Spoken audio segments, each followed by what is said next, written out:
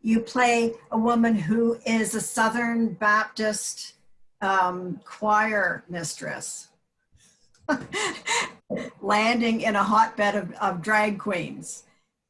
And really, she is such a good soul. She's about the best of us. You know, she's accepting, particularly despite where she came from. Tell me how you saw that. She's a bit shocked at first, of course, because she's been estranged from her gay son for years because her husband, who's very domineering, has disowned the boy.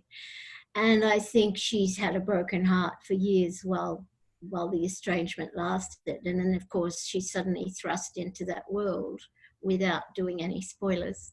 So, yes, and eventually it's a story of redemption and love and joy through sorrow and heartbreak. And Wow, and I think the story about how life is short and you shouldn't bear grudges and don't waste time being estranged from the ones you love. Try and patch things up and get back together. One of the things that I like about your character so much is that when she decides to reunite with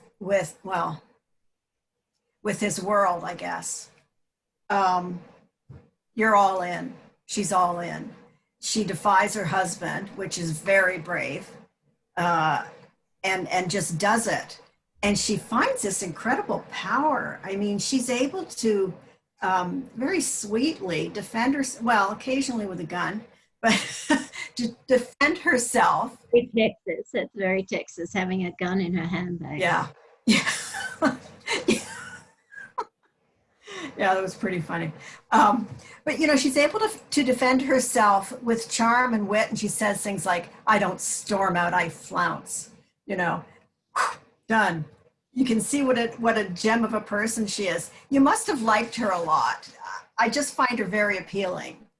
Yeah, she's a true Southern belle, and she's and she has a very good heart. I think she's a pure soul, and she's been so sad for so long, and she always will be. But I think she's made less sad by embracing that world and helping it.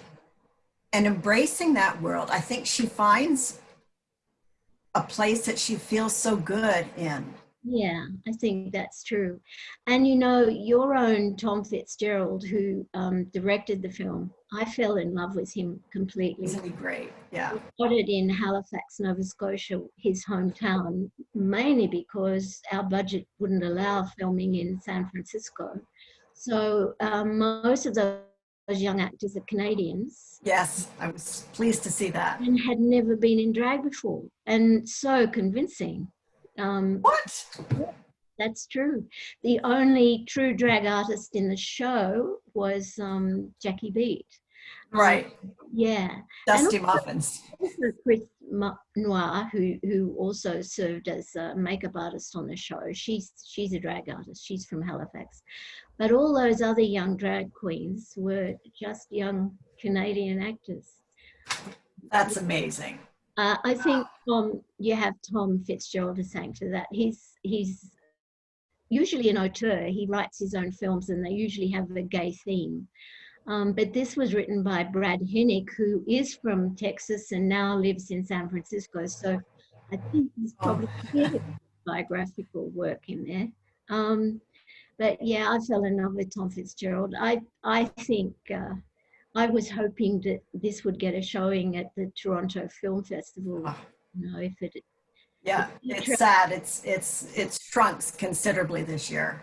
So, but you've been a few times, haven't you? Yeah, I've been 3 times, I think. Yes. Wow. Yes. Well, Jacki, you're tremendous in this. I just saw you in Never Too Late, and yeah, that was great. Thank you so much for being as sunny as you are and as talented. Thank you, Anne. It's lovely to talk to you. You as well. Bye-bye.